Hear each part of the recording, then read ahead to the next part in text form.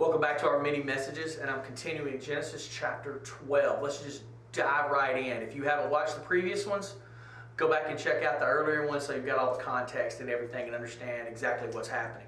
We'll look at verses 14 and 15.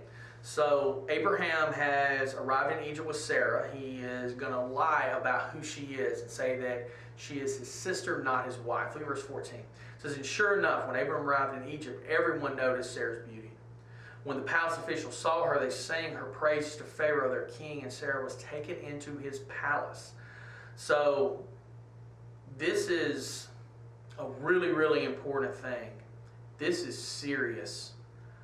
God had promised a child to Abraham and to Sarah. And now her being taken into Pharaoh's palace, and she wasn't being taken into Pharaoh's palace for, a nice dinner. Okay, she was going to become part of his harem. That's exactly what was happening here. And so God simply can't allow this. This is to be the mother of his people, the mother that will have the child that will bring forth the promise. She's going to be the mother of Isaac, who the promise will then be passed down to Jacob and then to his children and on down, all the way as we flow through Scripture, all the way to today with the Jewish people that live all over the world, in the United States, in Israel, all over the world. They are still a part of this promise. And so God could not allow this to take place, so he intervenes. Look at how he intervenes in verse 16. It says, "Then Pharaoh gave Abram many gifts because of her, sheep, goats, cattle, male and female donkeys, male and female servants, and camels." So basically, he was so smitten with her that he wanted the brother's approval for taking her into his harem that he gave him a bunch of stuff. He was basically purchasing her. Now look, that's how the culture worked at this time. It was an awful practice, but it was what it was. This is how the world worked. Look at verse 17. "But the Lord sent terrible plagues upon Pharaoh and his household because of Sarah, Abram's wife.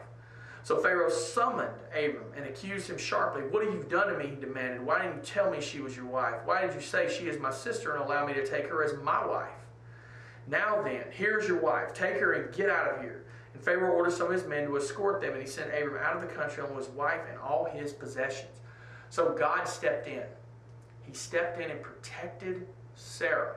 He protected her virtue in this moment from Abraham's lack of faith.